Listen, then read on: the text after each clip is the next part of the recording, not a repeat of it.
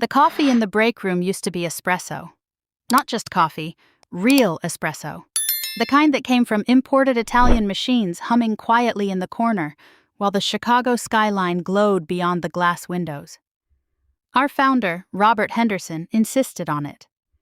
"If people are moving millions of dollars before lunch," he always said, "the least we can do is give them decent coffee."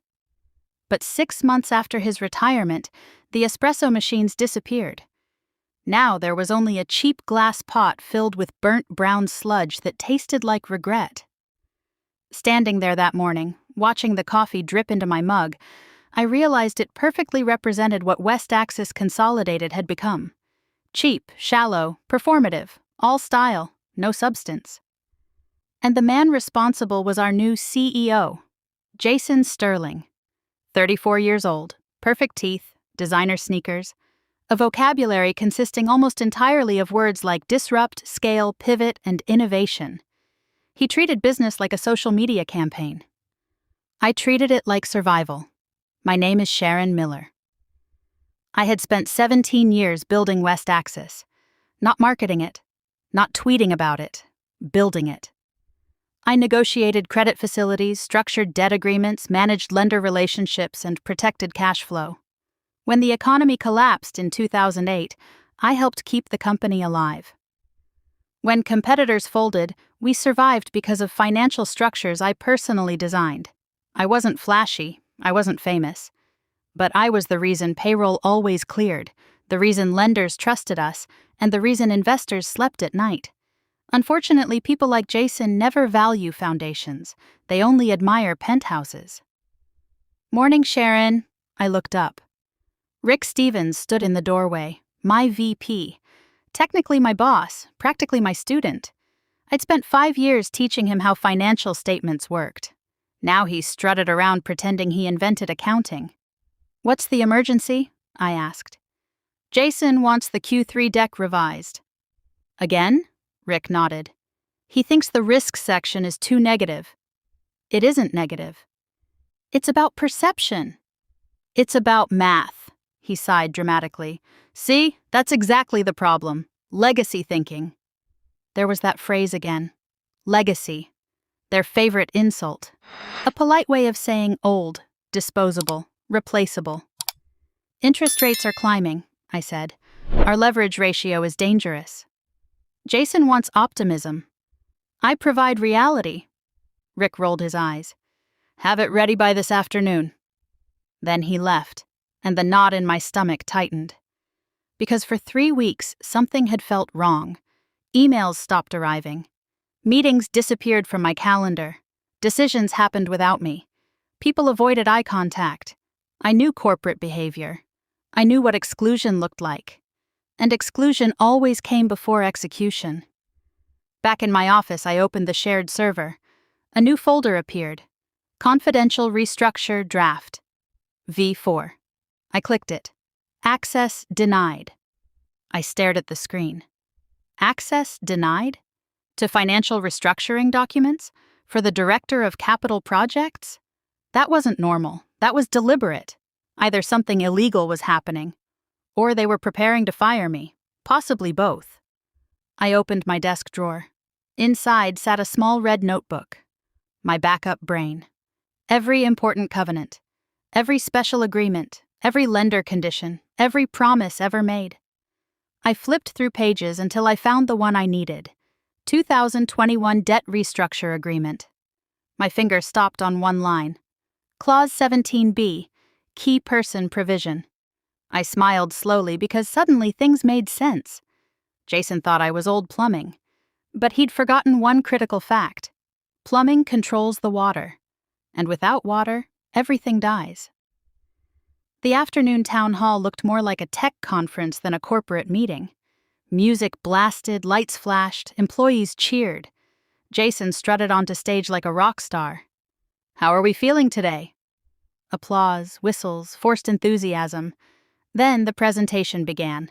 Rocket ships, growth charts, buzzwords, endless buzzwords. "West Axis has spent decades moving too slowly," Jason announced. "We've been trapped by old thinking." The screen behind him displayed a rocket shedding weight. The discarded boosters carried labels. Legacy systems, traditional processes, old management. I already knew where this was heading. Then Jason stopped directly in front of my row. "Some people have become too comfortable," he said. The room grew quiet. "You think your approval matters. You think your signature matters. You think the company can't survive without you." Every eye turned toward me. Jason smiled. "Nobody is bigger than the vision.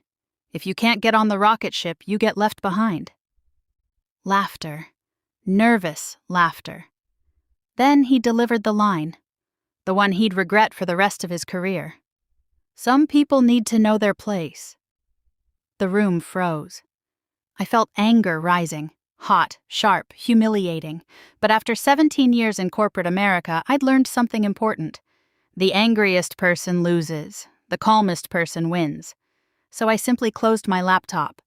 Snap. The sound echoed through the auditorium. Jason paused, then continued speaking. But something had changed because my phone vibrated. Once. Twice. I checked the screen. Mark First National Bank text message. "Sharon, are you in a room with Jason? Your CEO just submitted a $40 million draw request. Call me immediately." My heartbeat stopped, then exploded. $40 million. Our entire liquidity buffer. I stood. "Going somewhere?" Jason asked from stage. "Bathroom," I replied. The audience laughed. "Don't miss the future," he smirked. "I wouldn't miss it for the world." Then I walked out. Mark answered immediately. "Sharon, tell me." Jason requested a $40 million drawdown. My stomach tightened. Authorized by whom? That's the problem. Silence. Then Mark spoke carefully. "He used an obsolete authorization protocol." I closed my eyes. "He bypassed me." "Yes." "He tried removing me from the signatory list?" Another pause. "Yes," I laughed. Not because it was funny, because it was insane. "Mark," I said, "pull up the 2021 restructuring agreement." Typing. Silence. Then, "Oh, exactly. Clause 17B. The clause nobody remembered, except me. If Sharon Miller was removed from oversight authority, the company entered technical default immediately. Every loan, every facility, every credit agreement. Frozen. Jason had spent 6 months dismissing me and 15 seconds accidentally handing me checkmate. I returned to my office. Not the town hall, the office, and began quietly pulling levers. No sabotage, no destruction, just compliance. Strict compliance, the most terrifying weapon in corporate America. I activated enhanced verification, enabled segregation protocols, required physical authorization tokens, locked pending transactions, pending review. Every action fully legal, every action fully documented. Then I copied the board, the auditors, legal counsel, and everyone who mattered. One email, one paper trail, one nuclear device, and hit send. 30 minutes later, chaos erupted. From outside the boardroom, I watched Jason unveil his acquisition plan. Project Velocity, a $40 million expansion into Asia. He bragged, he boasted, he smiled. Then the board asked for proof of funds. Rick opened the banking dashboard. Hit refresh. The screen turned red. Error 4003, compliance lock engaged. Contact administrator, S. Miller. The room went silent. My name glowed 10 feet tall on the screen. Jason's face drained of color. Beautiful. Minutes later, he stormed toward my desk. "What did you do?" I looked up calmly. "Nothing." "You locked the funds." "No." "I enforced the covenants." "You have the token." "Yes." "Unlock it." "I can't." His eyes widened. "What do you mean?" "I mean, approving that wire would constitute bank fraud." Silence. Then anger. "I am the CEO." I stood. "And I am the fiduciary guarantor." The entire office watched. Nobody moved. Nobody breathed. "I will not sign an illegal transaction." "You're fired!" Jason screamed. The words echoed. I smiled. Go ahead. He blinked. What? Fire me. I leaned forward. Clause 17B activates immediately. His face changed. Technical default. Full loan acceleration. $150 million due. 24 hours. The silence afterward was glorious. By afternoon, the board had assembled. Emergency session, every director present, every lawyer involved, every executive terrified. Jason looked like a man awaiting sentencing because that's exactly what was happening. The chairman reviewed the evidence. The wire attempt, the covenant breach, the authorization fraud, the signatory manipulation, everything. Then he asked me one question. Can the bank relationship be repaired? I pulled out my phone, called Mark, speaker mode. The entire room listened. Mark, I said, status? Waiting on your recommendation. I looked directly at Jason, the man who'd publicly humiliated me, the man who told me to know my place, the man who thought titles mattered more than competence. Then I smiled. The controls worked. Good, Mark replied. And leadership? I glanced toward the chairman. He nodded once. Leadership is being corrected. The room understood instantly. Jason certainly did. His shoulders collapsed. His career ended in real time. An hour later, the board voted. Unanimously, Jason Sterling was removed as CEO, effective immediately. Rick resigned before they could fire him.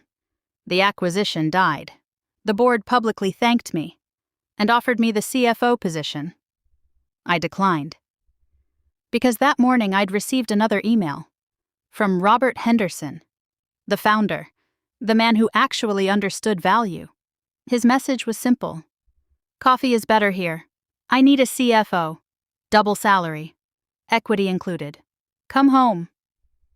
The next morning I walked through West Axis one final time. Employees stopped me, shook my hand, thanked me, not for saving my career, for saving theirs. Because if Jason had succeeded, the company would have collapsed, and everyone knew it. When I reached the lobby, I paused beside the coffee machine. That terrible machine. That awful burnt coffee. Then I smiled. Because sometimes revenge isn't destroying someone. Sometimes revenge is simply refusing to let them destroy what you built. Jason thought power came from titles. I knew power came from trust. He thought vision created companies. I knew discipline kept them alive. He told me to know my place. And in the end, I did. My place wasn't beneath him. My place was the seat every banker trusted, the chair every board respected, the foundation every company desperately needs, but rarely appreciates. As my cab pulled away from the building, my phone buzzed. A message from Henderson. Desk is ready. Coffee is hot. See you soon, partner. I looked back at the tower disappearing behind me, then forward, toward something better, toward people who understood that foundations matter, toward a future built on substance instead of slogans. And for the first time in 6 months, I felt completely at peace. Because the sweetest revenge isn't watching someone fall, it's succeeding after they underestimate you.